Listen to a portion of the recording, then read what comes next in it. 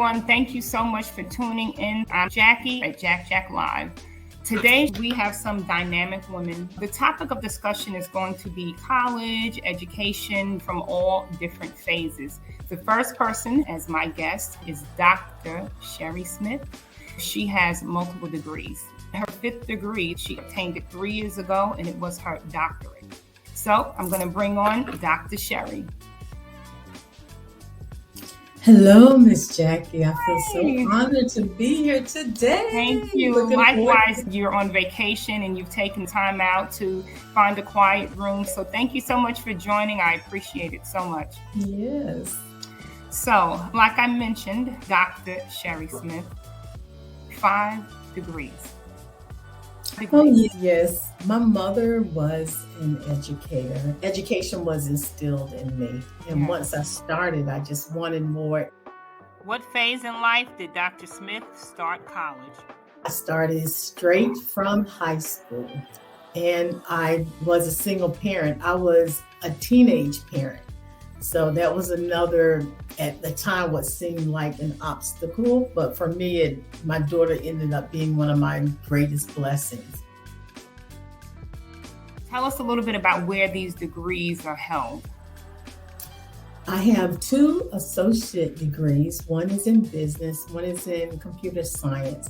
Then I have a bachelor's in applied behavioral science, a master's in executive business, and then my final degree is in education with a specialty in curriculum and design. Name some of the challenges that you came across up at night crying. I mean, some of the challenges for me ended up being a double-edged sword, because I have great friends and I live in Los Angeles. I have amazing friends in Los Angeles, and they're, Sherry, we're throwing a house party tonight.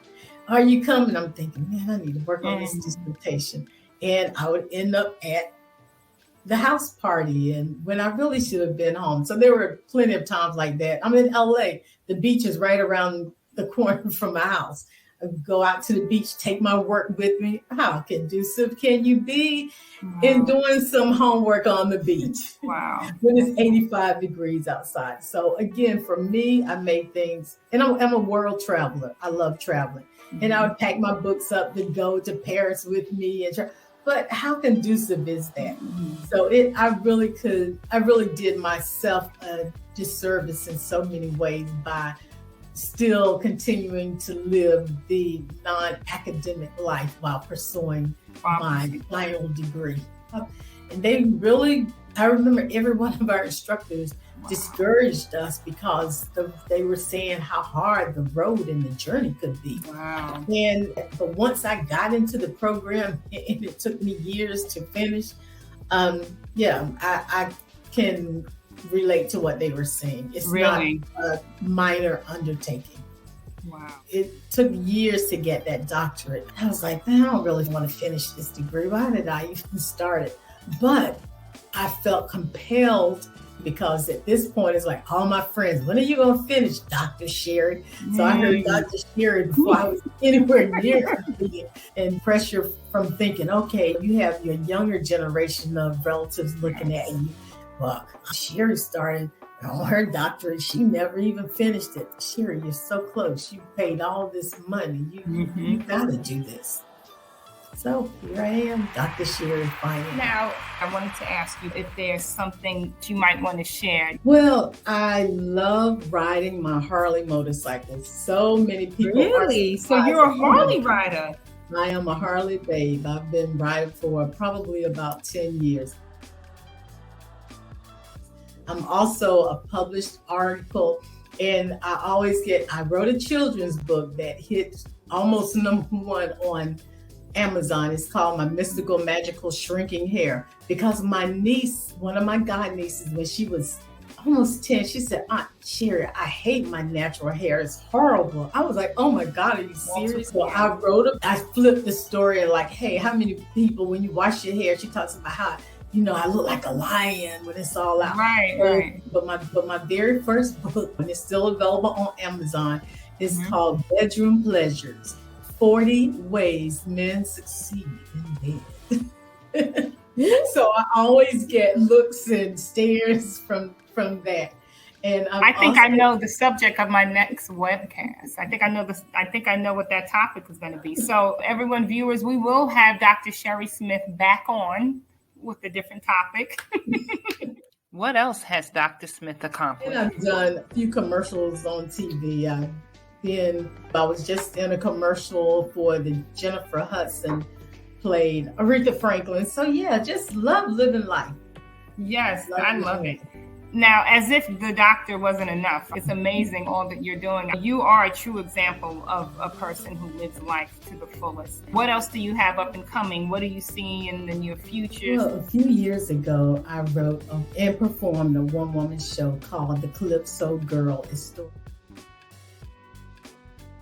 stories from Calypso, North Carolina, where I was born and raised, to California. And so I performed that in Spain, Atlanta, North Carolina, Hollywood, of course. And my goal right now, I'm working on getting that on Netflix or as a movie. So that's nice. I see that in my future, in my little crystal. I see it too.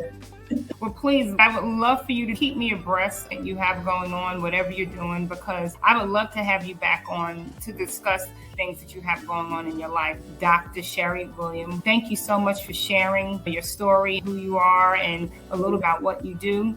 My next guest, her name is Amaya. Amaya is currently a 20-year-old college student. She attends Kennesaw State University. She is there with a full academic scholarship. And she is a native of New York. She came to Georgia some years ago. She told her mom that she felt that she wasn't getting the education that she truly could be getting. She asked, can I go to Georgia and live with my dad? She's so humble. You would never know that she is such an intelligent young lady. I had her fill out some information about who she was, and I tell everyone, brag on yourself, because I want everyone to know some good things about you. Do you know she put NA? She put NA on there. So when I said, oh no, wait a minute.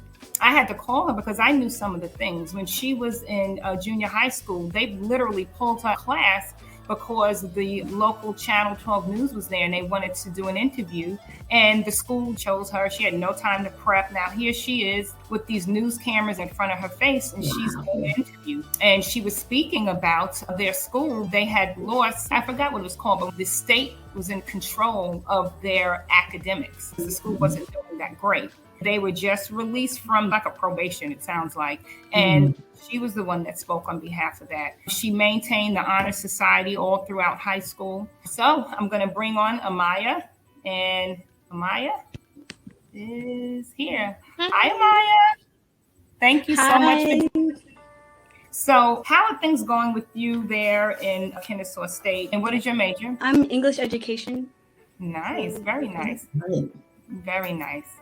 So what is your goal after graduating? My goal would definitely be to start subbing, getting to know schools in my area, and being able to decipher which school I would want to teach at permanently, to see which school it would be the best fit for me.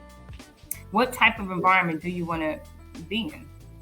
I definitely want to be in an environment that encourages diversity, where I can encourage students to do the best, where our differences are celebrated. I have to feel around and get the vibe of each school before committing. What state? Right now, I do want to stay in Georgia. The more that I do my research, probably somewhere in DeKalb, in the city. But if I have to move to New York or anywhere else, like Europe for a year, and that's where God wants to put me so I could teach, of course. So right now, Georgia, but you know, everything changes. Do you often feel overwhelmed, like you may want to take a break from school, that it's just sometimes just too much? Yes, definitely. I feel within like the last year, I have really been questioning, do I want to take a gap year? Do I want to take a semester off? What that would look like for me, what I would be doing in the meantime. When you say take a semester off, does that mean no school at all? What I am looking into is being a part-time student. So taking 3, 2, or 1 classes instead of 4 or 5, which I usually do. And then I have more time to work. Any job that I get, I would definitely be working in the education profession. My gap year wouldn't be just to relax and to take my mind off of school. It would be more to focus on my career, get more knowledge and experience and go into the real world. And I think that is some really great advice. If you are going to take a break, then get a job in the field that you're going to school for. Okay, so you're a junior now. What would you tell your younger self? You have to be able to know how to rest if you want to keep achieving. I rarely allowed myself to relax, and it wasn't until I got into college, until the pandemic, where I actually had to relax. You know, I wasn't rushing from this class to this class. I wasn't rushing from this school meeting to this after school program. I actually had to force myself to relax and to actually just sit with myself and not be busybody, especially in high school. You are kind of pressured into doing every club, going to every meeting, doing all the extracurriculars in order to get to a good college. And while that is great, if you're doing that and you're not resting, then you're going to be burnt out by the time you get to college. College, it's a whole different atmosphere. You have to allow yourself to relax if you want to continue to strive. So when you say relax, you're basically saying relax from being so hard on yourself and going so hard with studying. Don't force yourself constantly. Don't rush. You know, you don't always have to rush everything. Everything doesn't always have to be perfect. Some things just aren't going to be perfect, you know. You have to let go of that need to control everything. You know, sometimes things aren't going to go your way, and that's how you learn resilience. Yes. I love hearing her say that, Jackie, because you're talking about self-care. And that's something that we need to continue to help ourselves. So if we empty our own cup, how can we help anyone else?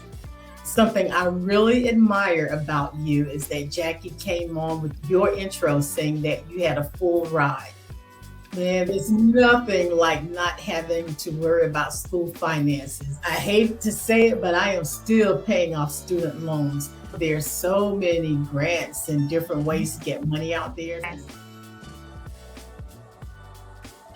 So Amaya, with this whole college experience, is there anything with you that you want to share? Funny or embarrassing? You had to learn the hard way? Definitely my first semester on campus. I would strongly advise learning your campus before you go to class. There were times where I would sit in a room absolutely clueless. I'm an English major. There's no reason why I should be sitting in the science building. I'm just sitting there just like, okay, I'm gonna start. Why are they talking about cells? And then you have to get up. It's a big lecture of 90 kids. Calls attendance, and then you're not being called. You raise your hand and you're just like, oh, I wasn't called. You're not in this class. Email is going to be the most effective communication between you and your professors. What about the dorm life? Any helpful tips? Honestly, just trial and error. Like if you're living with roommates, good communication goes a long way. You have to practice boundaries even in situations where, for young girls, it's going to be guys approaching you. You have to set boundaries with these guys because it is a crazy, really dangerous, situation. You have to be aware of your surroundings, being on campus, being off campus too. Amaya's perspective as a college student and her advice to parents. You have to trust your kid. You have to let go a little bit, and really hope that the values that you instilled in them well. I think right now is where we start figuring out who we are as adults. We're emerging into our adulthood, and if you have a parent that's constantly wanting to baby you or fearing about what's happening at school, it's gonna clash. And a lot of the times, if there's a normal amount of communication, your kids will come to you, because now we're starting to see our parents almost eye to eye. We're emerging into our adulthood, and so we're getting a lot of perspective on things that we didn't when we were kids. Yes. Amaya, it has been such a pleasure. Thank you so much for sharing. So next we have Miss Shiva. She is the founder of Generational Academy. She believes in education passed down from generation to generation. She prepares college students as well as parents for that venture. Introduces different programs they may not have been privy to. She goes to different schools throughout Georgia and provides this service inside of schools. She has increased parental involvement by 40%. schools where parents are not heavily involved and the children as well, you're definitely going to want to link up with Generational Academy. And I have her coming on now. Hi, Maya. Hi, Dr. Sherry Smith and Jackie. Thank you. Hello. Maya, so proud of you. Thank and Dr. you. Sherry Smith, wonderful story. Yeah. Jackie, thank you for this platform. Thank you. Thank you I'm so so much. excited. I'm old school. I'm still a baby boomer. I'm learning. I am learning. You learn something else comes up. And it's like, wow, I just got to keep up. But isn't it fun learning? It is. Learning is fun. It's fun. Yes. So Sheba is the founder of Generational Academy. What Generational Academy is? We help increase parental involvement. Mainly our school districts are impoverished school district, urban schools where student achievement is low, right? And so our goal is to help prepare students as well as parents for college and career readiness. Everyone is not going to go to college, but the bottom line, we all want our students to achieve. And for parents, the most important thing is self-sufficiency, right? Mm-hmm. Everyone's not going to, get a scholarship to play basketball or football, but there are careers and opportunities for our students. We collaborate with certified teachers and the community, and we bring together a team to help our parents prepare for college and career readiness. But we also prepare our parents for college and career readiness. Mainly our market we partner with are parents who've dropped out of school for a lot of reasons. And so many of these parents, their position is, but it's your job as a teacher or school system to prepare my student or my child for college and career readiness. And so some of our parents, that's their mindset. You do your job, you teach my child, and when they come home, that's the end of learning, or that's the end of it. So students spend about 7,800 hours at home versus 900 hours in the classroom. And so our job in Generational Academy is to bridge that gap, to create holistic relationships and to promote the partnerships. You have parents listening and you have children that are listening. They don't know which way to go, kids that are about to embark in college or whether they're in elementary. What would you tell them to do? The most important thing is to align a career with your students. As parents or caretakers, the key is to pay attention. Everyone is not going to be, a doctor or a lawyer. And so in the schoolhouse, the counselors are so critical. Get your child tested or go through the career assessment to see what career aligns with that child, right?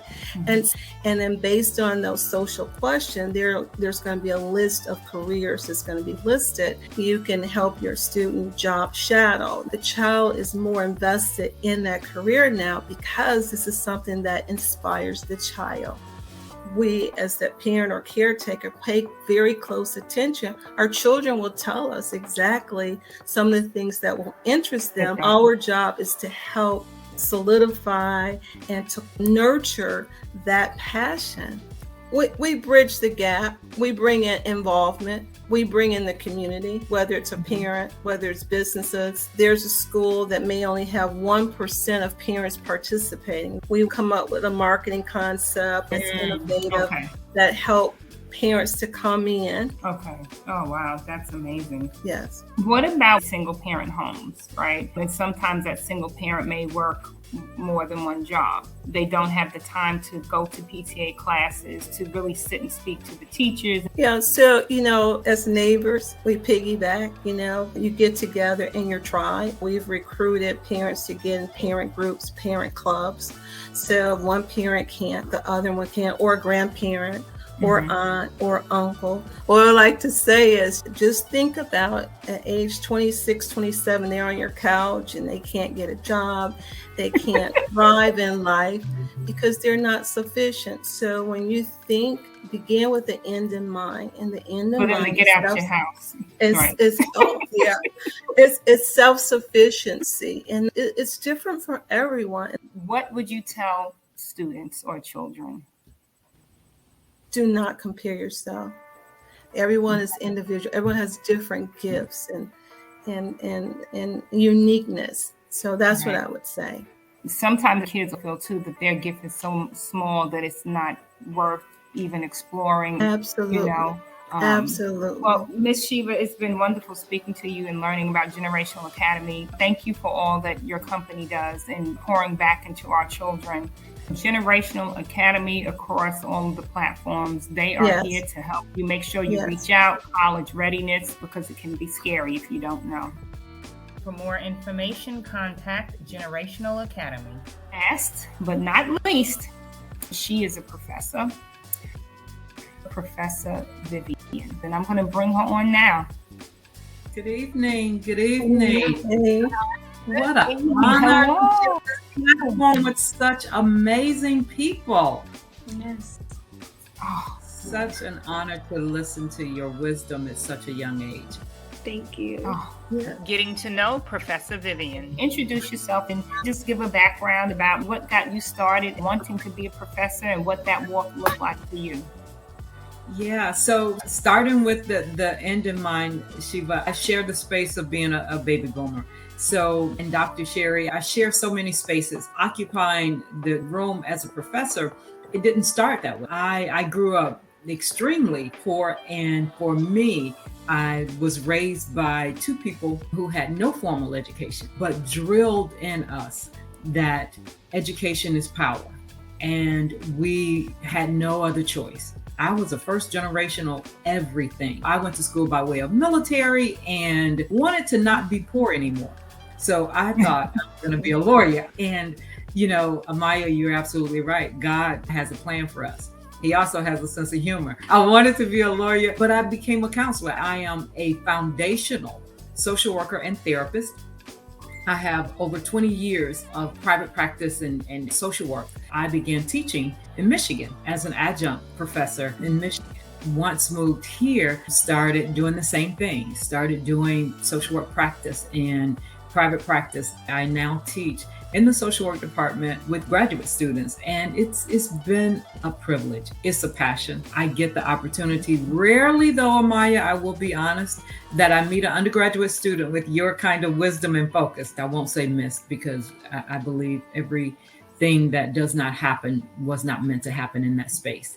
So yeah, that's a little bit about me. And again, I'm so happy to know that I not only share this space, but share some of the same walk. I am in school. I teach full time. Yeah. So it is, education is absolutely paramount. You said military. What form of military were you in?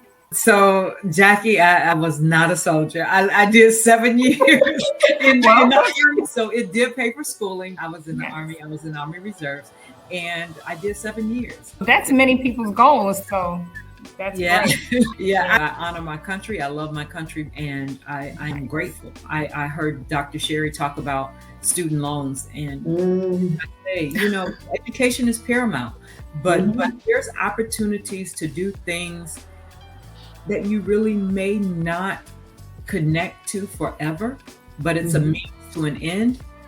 We encourage people to know that you're not married to a thing just because you're doing it for. I love that. I love that. Yeah.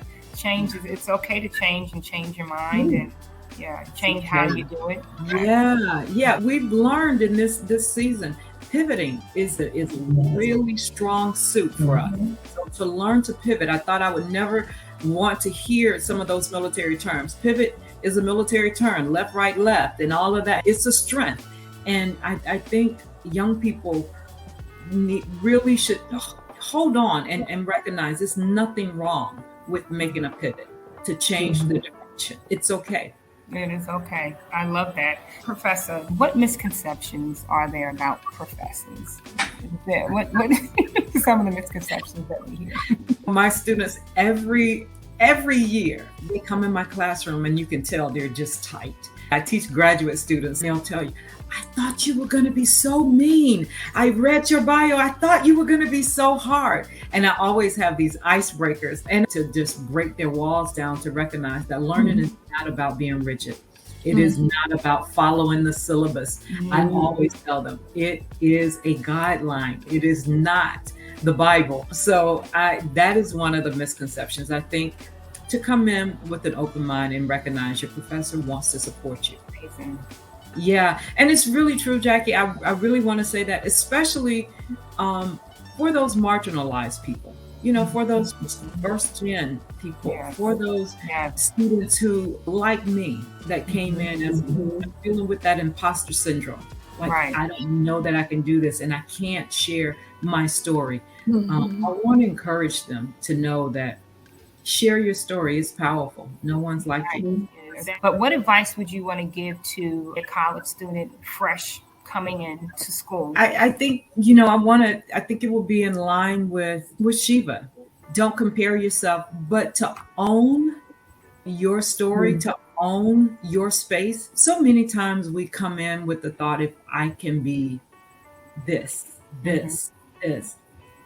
but to come and recognize that you are there to share who you are as well. Don't take yourself so seriously. We miss so much learning because we're busy taking notes of what we think are the facts that's going to propel us to the front, when we're missing the wise keys to what's really going to expand your territory. Wow. Really think we need to put the pencils down. I always ask my students, what does that mean to you? And by the time they get through writing, they don't know because they didn't hear it. And they don't have enough time to process. What does that really mean to me? Right. What does that look like for me? Socrates had a way of teaching, right? And he would respond to students a question with this question. Never gave a direct answer because our answers lie within us. Yes. We're so geared to someone else giving us answers that we don't realize what lies in us. And if you critically think, you typically have the answer within you. Professor Vivian's outlook on students taking a gap year off from college. Everything is a case by case, what management way. But what I would encourage students to do is, much like Amaya said, maybe not a gap year. I would encourage students to seek out any funding, any hardships, any assistance that they could to allow them to at least manage on a part-time level. I think taking a full year may be distracting. And so to be in at least for a couple of classes by way of funding, I think that would be the best option. Again, I want to just also make sure that I'm heard when I say everyone has a different walk in life. And so if it dictates that you need to take care of yourself and not go for that year, as Amaya said, you're not, forced to finish school in 4 years. You can do it later. But I would suggest, if at all possible, stay engaged in some form or fashion. Seriously, what is a fun fact about you that you may want to tell others? April Foods is my favorite day of the year. Same question that I'm going to also ask for Professor Vivian. I was sitting here, I was like, I don't want to answer that question. I think I'm probably one of the most boring people, but a fun fact, I think laughter is absolutely medicine for the soul. You'll find me at any comedy club or listening to comedy. That's my favorite thing. I will say that one of my fun things that I love to do, and it's one of my de-stressors, I have a membership to Six Flags. I love riding roller coasters. There's nothing like screaming and getting it out of your system and having that jolt of being afraid. And then, you just walk out the park all free because you left all that stress behind. Right? And Dr. Smith, I would be remiss if I did not let you know that I am your soror. So they're throwing them up. Okay, bye-bye. Yeah, Well, you recently you've been going to museums and you like to go on walks, like nature walks and things like that, right? Yeah. Are you a foodie? You're a foodie? Yes. You Yes, like I love restaurants? trying new foods, going to new restaurants, discovering new things. Yes. Thank you so much, Shiva, for Generational Academy, and continue to pour into our students and faculty as well as the parents. And thank you for You're and most thank you, welcome. Vivian. Thank you for Thank I you. want to thank you all for Yes. especially you, Jackie, for having the insight and being so unselfish to share this platform, to want to expand the knowledge and breadth of what African American women or people of color have to offer. Thank you. That's a very Well, thank unselfish you. You guys act. are amazing. Amaya, our future is bright. I am Yes. so grateful to have shared this space with you. Shiva, thank you for asking me and keeping my number. I am grateful. This has been a blessing. I wish you the absolute moon as it relates to this expanding, Jackie. Thank you so much. Thank you so much. And I'm so glad that God allowed you women to be here on my very first webcast. And an enormous thank you to Dr. Sherry, Amaya, Shiva, and Professor Vivian for sharing your insight, passion, achievements, wisdom, and life experiences. I am so grateful for each of you. You've touched my life tremendously, and I hope that you have touched others as well.